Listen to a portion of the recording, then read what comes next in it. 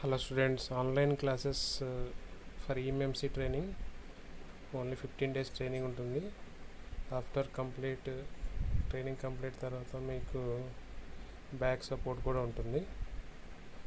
EMC training అంటే మీకు chip level ఉంటుంది. దీనిలో మీకు ఈఎంసీ ప్రోగ్రామింగ్, డంపింగ్, ఇక ఎస్పిపి నోట్స్, లైక్ మీకు సాఫ్ట్వేర్ ఎర్రర్స్ ఉండేవన్నీ కూడా దీనిలో మనం క్లియర్ చేసుకోవచ్చు.